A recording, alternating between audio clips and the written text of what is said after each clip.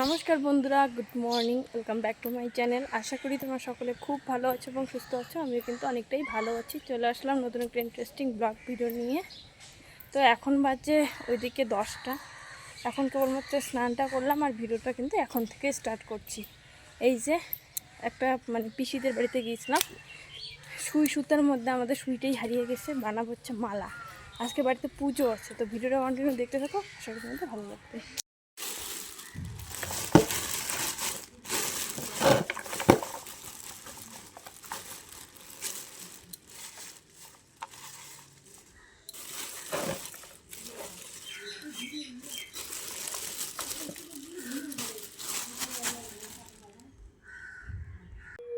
ওদেরকে তো বলেই দিলাম যে আজকে পুজো করবো। দেখো বোন এক প্যাকেট ফুল তুলে নিয়ে আসছিলো, তার মধ্যে কিন্তু এক ঝুড়ি ফুল আমি নিয়ে নিলাম। একটা মালা বানানোর জন্য এক ঝুড়ি ফুলই আর কি যথেষ্ট।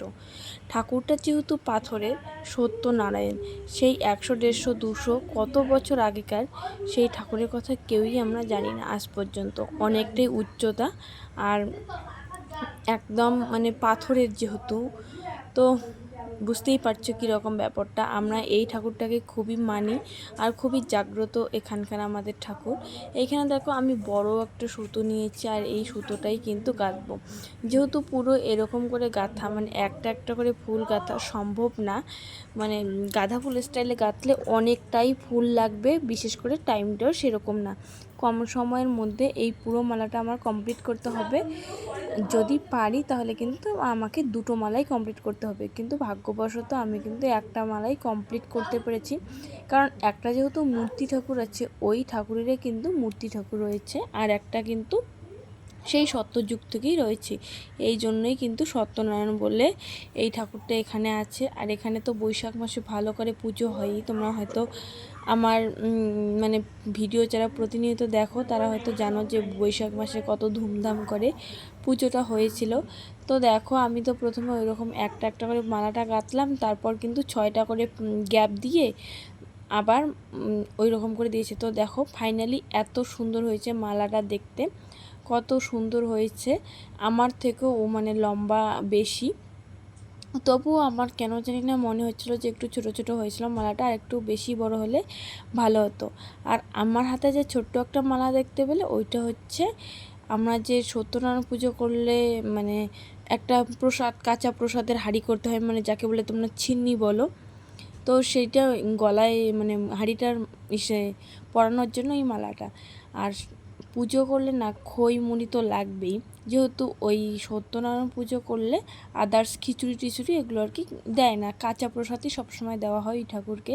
আর খই তো কিনেই এনেছিল বাবা, আগের দিন যেহেতু বাজার করেছিল, আর সেই সব ভিডিও আমি করতে পারিনি। এর মধ্যে এত পরিমাণে ধান ছিল, যদি ধানগুলো না বেচতাম তাহলে মানুষকে তো খাওয়ার জন্য দেওয়াই যেত না। এত পরিমাণে ধান, প্রত্যেকটা খইয়ের মধ্যে ধান।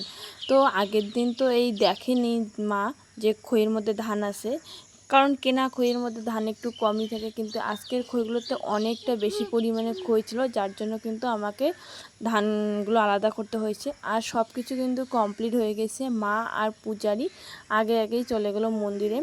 মা অর্ধেক জিনিস নিয়ে যাচ্ছে, আমি এখানে কিছু ফল দুধ নিয়ে যাচ্ছি, তারপর আবার আসতে হবে।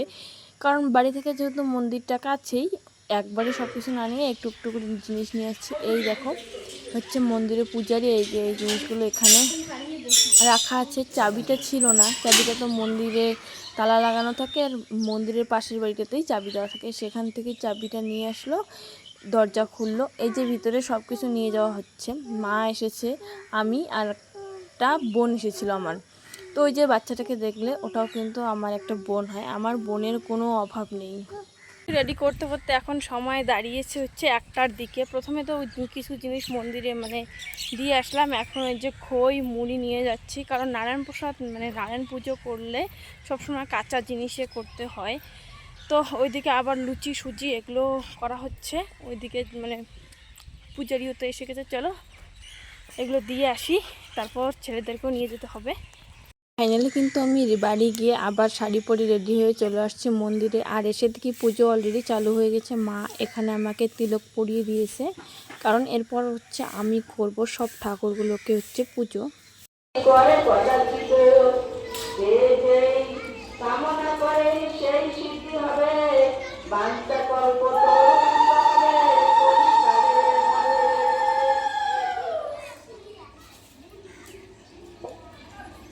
ব্রাহ্মণ ক্ষত্রিয় বৈশ্য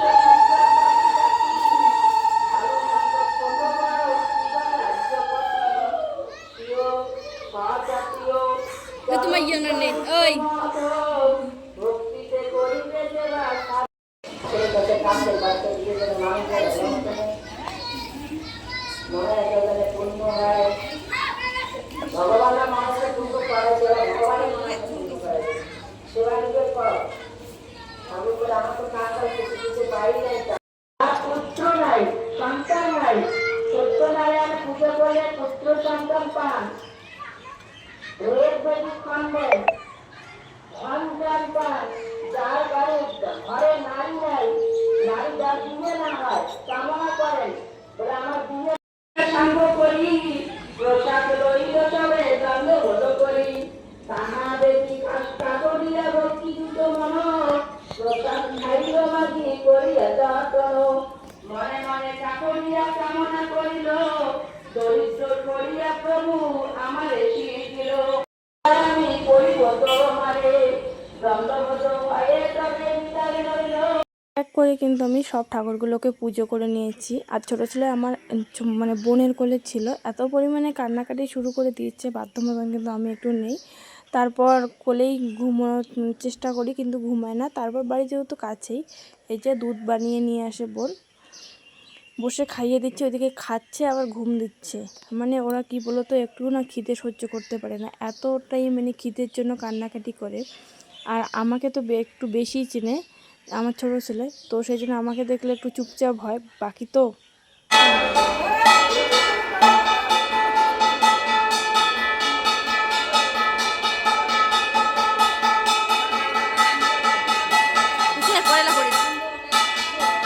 ছেলের জন্যই পুজো দেওয়া হচ্ছে। তো দেখো এখানে হচ্ছে বড় ছেলেকে মা নিয়েছে, ছোটো ছেলে তো আমার কুলেই ছিল। তখন আমি মানে বসেই ছিলাম ওই জায়গাটাতে, কারণ এখনও পর্যন্ত কিন্তু খাচ্ছে। আর এখানে ওদেরকে মানে ইসে করা হবে, মানে এখনও তো অন্নপ্রাশন হয়নি, সেই জন্য পুজো দিতে পারবে না, কেবলমাত্র এই যে চন্দনের টিপটা পরিয়ে দেবে।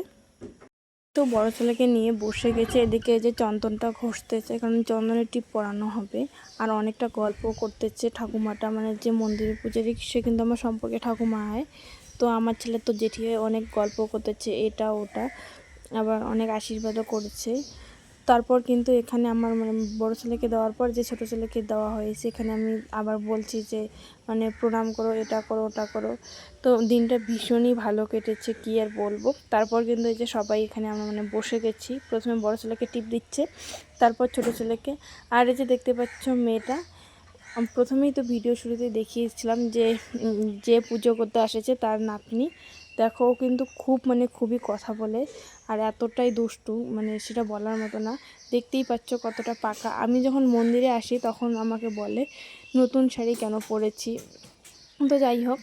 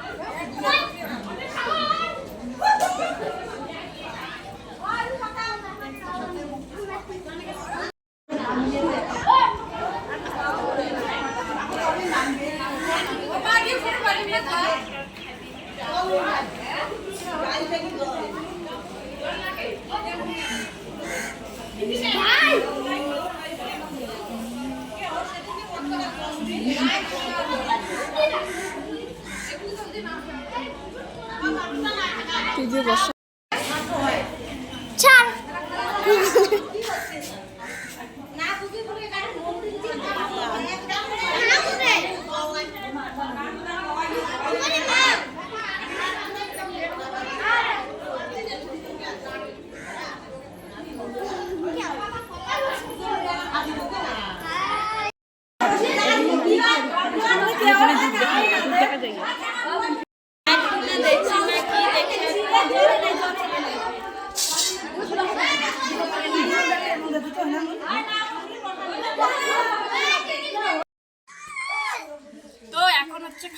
প্রসাদ। ফল প্রসাদ শেষ হয়ে গেছে, এখানে সুজি এসে, এদিকে হচ্ছে গুলা প্রসাদ, মানে যেটা হচ্ছে আসল মেইন প্রসাদ, পুরি আর হচ্ছে খই মুড়ি। খাওয়া করার পর হচ্ছে ভাত খাবো। এখন 2:30-3টে বাজে, তারও বেশি মনে হয়। তো চলো দেখতে থাকো।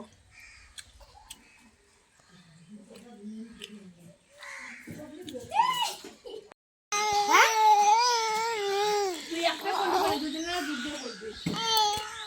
তুই একটা করবি, করবি।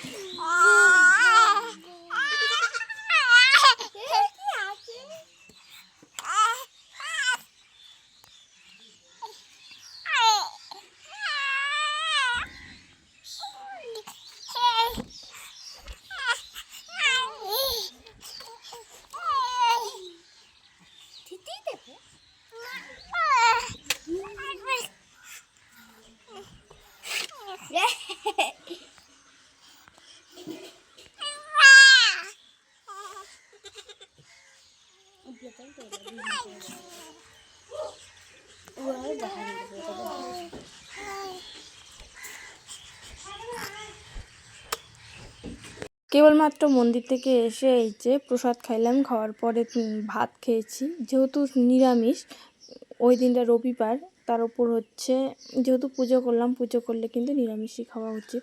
আর এদিকে দেখো বিকেলবেলা চলে আসছে হচ্ছে পার্সেল, তার মধ্যে খুচরো টাকা ছিল না। জিনিসটার দাম নিয়েছে হচ্ছে 380 টাকা। ওর কাছেও 20 টাকা নেই, মানে 20 টাকা। আমার কাছেও 30 টাকা নেই। ও আমার কাছে 20 টাকা রিটার্ন দেবে, তার কাছে নেই। আমার কাছে আবার 50 টাকা আছে, 20 টাকা আছে। 10 টাকার জন্য এখানে ঝামেলা লেগে গেছিলো। ও বলে একটা মাত্র পার্সেল নিয়েছো, তার জন্য কি 10 টাকা দিতে পারো না? আমি আবার মানে উপরেই মানে মুখের উপরে বলে দিয়েছি কি 365 দিনে 1 টাকা করে যদি জমাই তাহলেই কিন্তু আমার 365 টাকা জমাই, সে জায়গায় আমি 10 টাকা তোমাকে কেন বেশি দিব? তো অনেক কথা হবার পর ও কিন্তু যে আমাকে তারপর একটা 50 টাকা দিয়ে বলে আমাকে 30 টাকা দাও। আমি এবার কোথায় পাই? সেই সময়টা তো এই মানে যদি এখন টাকা ঘরে না থাকে তাহলে তো উপায় নেই। তারপর কি আমার বাড়ির পাশে একটা পিসিকে বললাম যে যদি থাকে দে। তারপর আমার পিসিও বলে আমার কাছে 500 টাকা আছে, 100 টাকা আছে, কোনো 10 টাকা খুচরা নেই। অনেক খোঁজাখুঁজির পর তারপর মানে টাকা তবুও পাই নাই। আমি আমার বোনকে দোকানে পাঠিয়ে দিই খুচরো করার জন্য। ও যখন খুচরো করতে যায়, তারপর এদিকে ব্যাগে এসে খুঁজে আমি হচ্ছে বলেছিলাম আগের দিন যে আমি নিজের জন্মদিনে নিজেই একটা উপহার মানে গিফট করেছিলাম, সেটা আসতে কয়েকদিন দেরি, তো সেটাই আজকে এসে গেছে। তো কীভাবে কী করতে হয় কিছুই জানি না। এই মাগো, এটা এর সঙ্গে একটা দিয়েছে হচ্ছে, এটা বা কি কিছুই জানি না। এখানে দিয়েছে একটা মাইক। তো চলো এটাকে দাঁড় করানোর চেষ্টা করবো।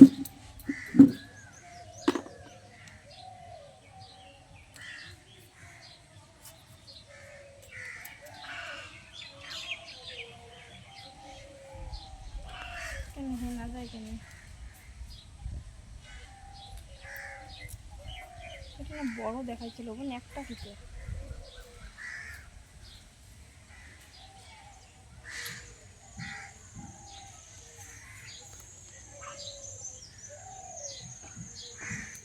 এরকম এত কাজ।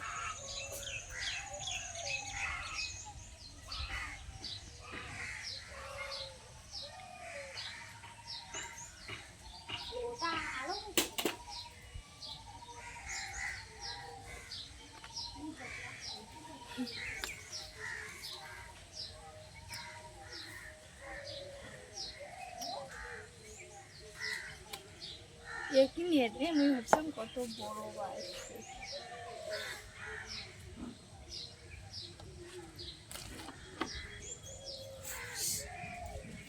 কি করে ওটা মোবাইল আনতে গিয়ে বন্ধ।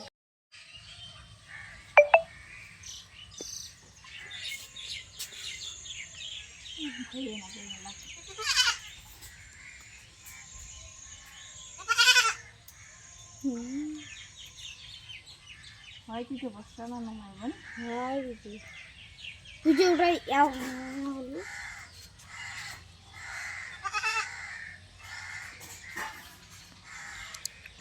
হ্যাঁ টাইট করবে। এখন তো দেখছিস বল না। না তাহলে বোন নমায় বোন এখন কেন খাই বোন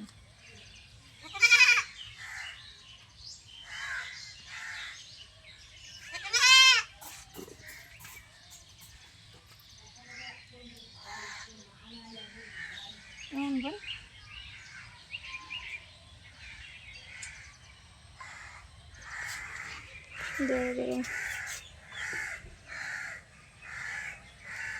মধ্যে ভয় লাগে পরে নাকি আস্তে আস্তে। ট্রাইপডটার সঙ্গে আমাকে একটা মাইকও দিয়েছে, তো মাইকটা আমি ঠিকঠাক ব্যবহার করতে পারি কি পারি না সেটাই এইখানে আর কি দেখছি। প্রথমে তো মাইকটা ঢোকানোর মতো আমি কোনো প্লাগই পাচ্ছিলাম না, তারপর আমার বোন আমাকে দেখিয়ে দিল যে ফোনের সামনের দিকে দেখ। তারপর দেখো আমি মানে প্রতিনিয়ত যেভাবে ব্লগ ভিডিওগুলো করি সেই ইন্ট্রোটাই দেওয়ার চেষ্টা করছি। তো তারপরে এখানে শুনছি এত মানে বিশ্রী শুনতে হচ্ছে, তার থেকে আমার এমনিতে গলার যে স্বরটা ওটাই বেস্ট মানে শোনা যায়।